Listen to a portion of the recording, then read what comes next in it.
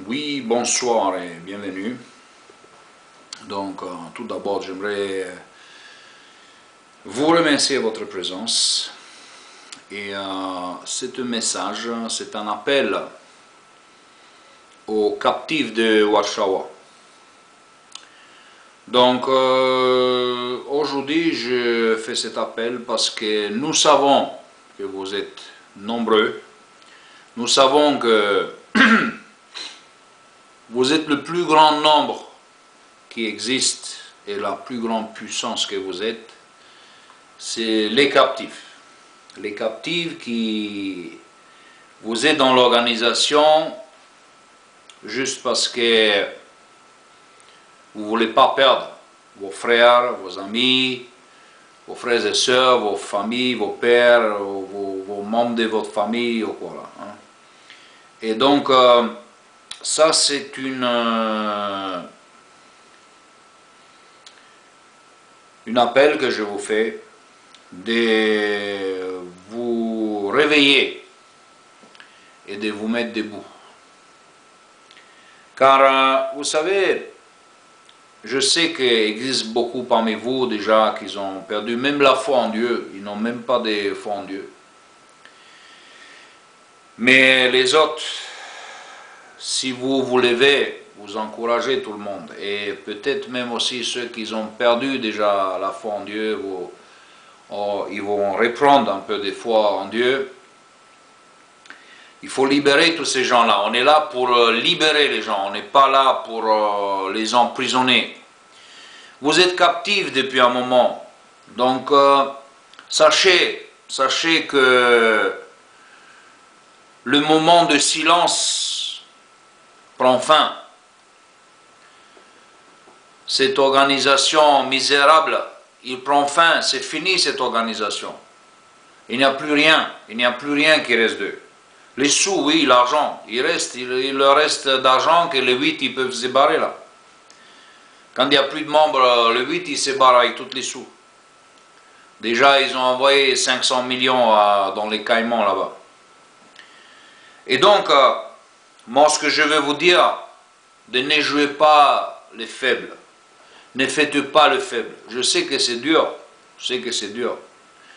Moi, j'avais pas si dur parce que moi, j'avais personne dans l'organisation. Moi, je me suis levé, je me suis barré. Je dis, ah, qu'est-ce que tu veux là? Ah, rentre chez toi. Mais je sais que vous êtes captifs. On vous a capté parce que vous ne pouvez pas faire autrement. Parce que vous avez toute la famille. Mais il faut prendre courage.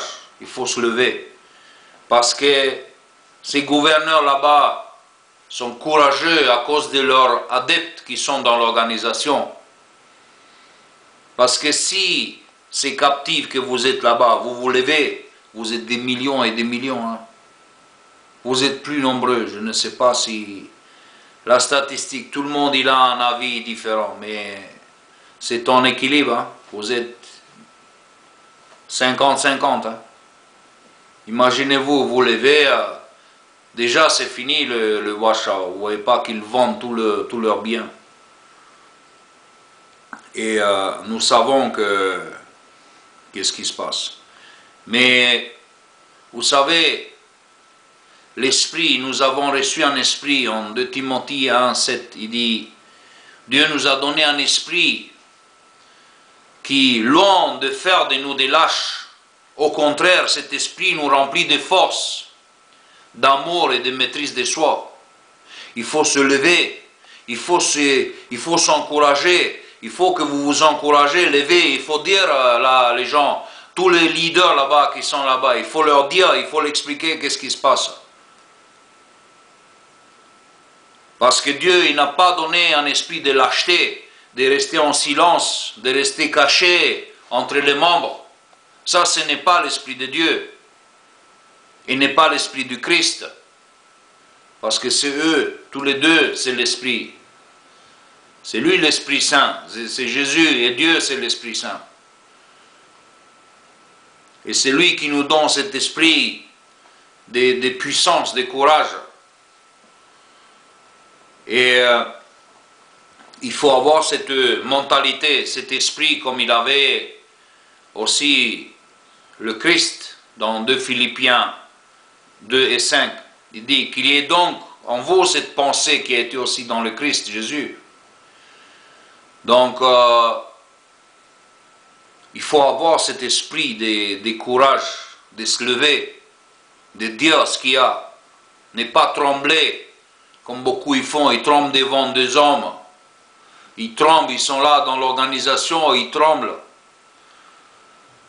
Comme il dit dans le Proverbe 29-25, la crainte des hommes est un piège, mais celui qui se confie à l'Éternel est protégé. Il ne faut pas avoir cette crainte des hommes. Ça, c'est des moribondis. Ils vont mourir. Ils vont pourrir et périr. Et après, tu dis, mais de qui j'avais peur? Ça, c'est quoi ça? Ça devient poussière. Il ne faut pas avoir peur d'eux. Hein. Ce n'est pas d'eux qu'il faut avoir peur. Justement, il faut les affronter, confronter, affronter en face. Comme les Éphésiens, ils ont bien fait. Ils se sont levés. Ils ont dit que vous êtes des menteurs.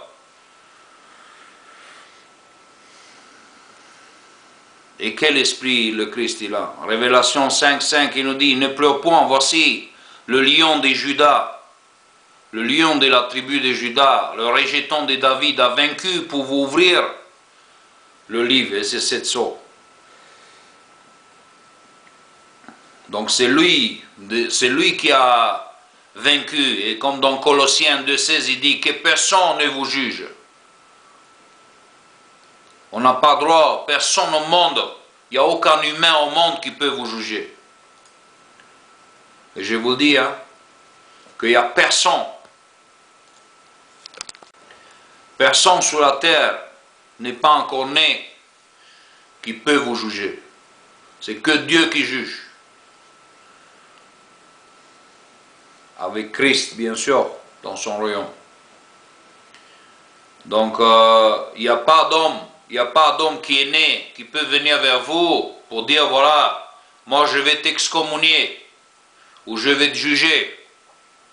Bah, ces jugements-là, c'est le yéhovisme qui fait ça. C'est des pharisés de temps moderne qui ont d'abord rejeté l'excommunication et puis ils l'ont adopté.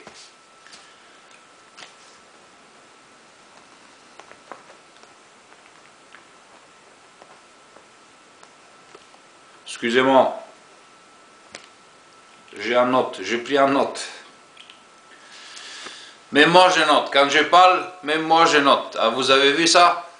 Ça que arriver, c'est que chez moi que je peux faire ça. Donc il n'y a personne qui peut vous juger. Et si on va encore plus loin, dans Romains 8.1, il dit, il n'y a donc maintenant aucune condamnation pour ceux qui sont en Jésus-Christ. Donc, il n'y a pas de condamnation pour vous. Il n'y a aucune condamnation pour vous. Bien sûr, il faut rester jusqu'à la fin, bien sûr. C'est qu'il n'y a pas de condamnation. Mais il faut continuer. Il faut continuer. Mais ce que je veux dire, qu'il n'y a pas homme qui peut vous condamner. Il n'y a absolument personne qui peut vous condamner. Et c'est pour ça que ne vous craignez rien. N'ayez pas l'esprit de crainte. N'ayez pas l'esprit de crainte de l'homme. Parce que c'est une piège tout ça là. Levez-vous, mettez-vous en face là. Dites-là la vérité. Tournez-vous et expliquez qu'est-ce que c'est cette mascarade. Qu'est-ce que c'est cette misérable mascarade, cette poubelle. Il faut se lever, il faut dire, il faut agir, il faut activer, il faut être actif, il ne faut pas être quelqu'un endormi. Il faut se lever, il faut dire ce qu'il y a. Parce que même là, si vous ne le faites pas, il y a d'autres qui ne peuvent pas le faire parce qu'ils sont faibles. Alors tout le monde, ils sont là, tous c'est des légumes, ils restent là, ils sont tous des captifs, vous êtes captifs et captifs. Et à cause de la peur, les autres, ils sont encore plus courageux. Ils ouvrent leur bouche et ils font les beaux. Il ne faut pas faire ça. Jésus, il est venu, il nous a fait connaître la vérité. Et cette vérité, comme il dit en Jean 8, 32, vous connaîtrez la vérité et la vérité vous libérera.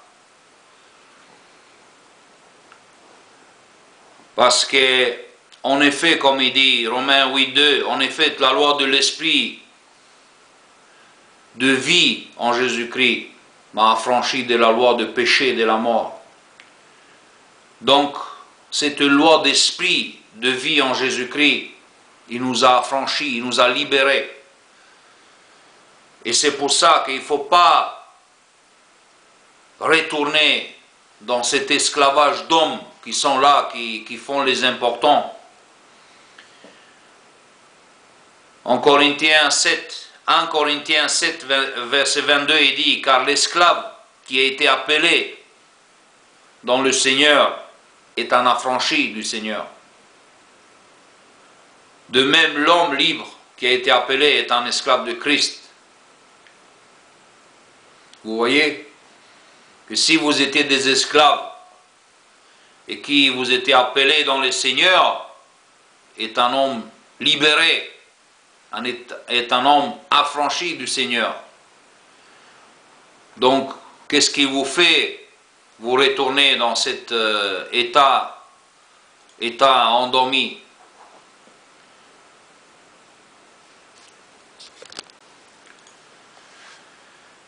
Donc, on est tous des hommes libres.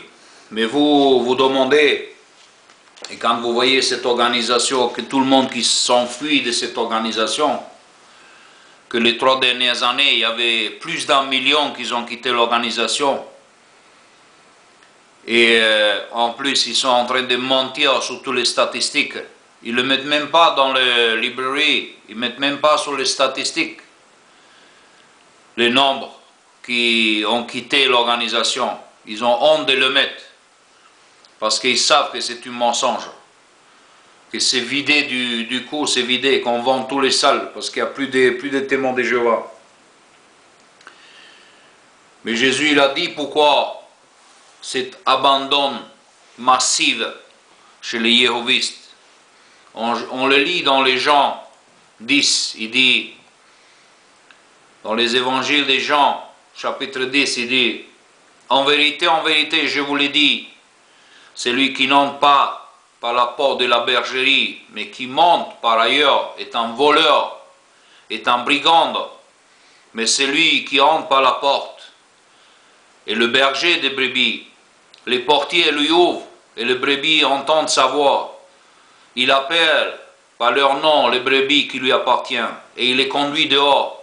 Lorsqu'il a fait sortir tous ses propres brebis, il marche devant elles, et les brebis les suivent parce qu'elles connaissent sa voix. Elles ne suivront point un étranger, mais elles fuiront loin de lui, parce qu'elles ne connaissent pas la voix des étrangers. Jésus leur dit cette parabole, mais ils ne comprirent pas de quoi il leur parlait. Bien sûr, parce que ça ici, il parle des pharisiens yéhovistes là, il parle de l'organisation des yéhovistes, et là, à l'époque des Juifs, que tous les brebis, ils couraient, ils abandonnaient, ils s'échappaient. Comme il dit, ils fuiront loin de lui. Donc ils fuient. Et tous ces membres de l'organisation qui fuient la Washawa, ils fuient parce qu'ils ne connaissent pas la voix. Ils ne connaissent pas les voix de ces brigands et ces voleurs. C'est pour ça qu'ils s'enfuient. Et ça, c'est l'exemple ici. Hein. Et c'est pour ça que je vous dis, je ne dis pas de fuir, mais se mettre en face. Parce que vous avez cet esprit de courage, pas de lâcheté. Car si vous avez cet esprit, c'est comme dans 2 Corinthiens 3, 17, il dit, or le Seigneur, c'est l'esprit. C'est lui cet esprit, ce que vous avez en vous. Et là où est l'esprit du Seigneur, là est la liberté. Donc vous voyez là, c'est pour ça que si vous avez le Seigneur, c'est-à-dire c'est l'esprit, vous avez le Seigneur, Et cette Seigneur, c'est la liberté. Et comme Galates 5.1 est dit, c'est pour cette liberté que Christ nous a affranchis. Demeurez donc fermes, ne vous laissez pas mettre de nouveau sous le joug de la servitude. Des servitudes, ces hommes-là ils ne le sont même pas des hommes. Donc voilà ce que je voulais vous dire à tous les captifs que vous êtes dans l'organisation. Je sais que c'est dur, on est avec vous, on pense à vous, car nous aussi on était là-dedans. On n'était pas captifs parce qu'on nous a pas mangé le plus cher qu'on avait dans notre vie, nos familles, nos membres des familles, mais quand même, on a fait ce choix parce que il faut pas avoir peur des hommes. Il faut se lever, il faut leur dire qu'est-ce qui se passe. Il ne faut pas garder le silence parce qu'ils disent oui, mais sur Internet. Quel Internet? C'est fini ça à l'Internet. Maintenant on sait tout. On sait même s'il y a des magouilles, on sait qui font les magouilles. Il n'y a plus de... Parce qu'il veut faire croire que tout ce qui est sur Internet, c'est pas vrai, c'est pas vrai. Mais on sait qu'aujourd'hui, on sait qui sont. C'est fini ça, c'est game over. C'est grâce à l'Internet qu'on sait tout ça. Parce qu'avant, on ne savait pas. Hein. Moi, je ne savais pas. Hein. C'est pour ça que moi, j'étais 30 ans avec eux. Hein. Mais grâce à l'Internet, on s'est ouvert. Et voilà. Donc voilà, je vous ai laissé ce message. Donc ne vous laissez pas vous enduire par tous ces ordures.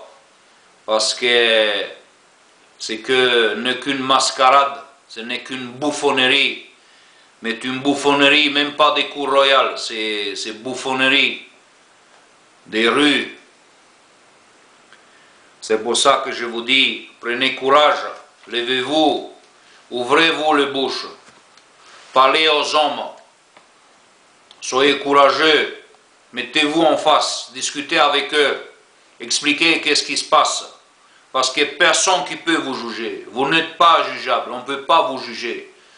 Aucun homme ne peut pas juger un autre homme. Impossible. La justice, oui, si vous avez fait des bananes. Mais chrétien ne peut pas juger des chrétiens. Et voilà, donc merci d'avoir visionné et j'espère que vous avez compris de quoi s'agit-il. Et que Dieu vous bénisse. Amen.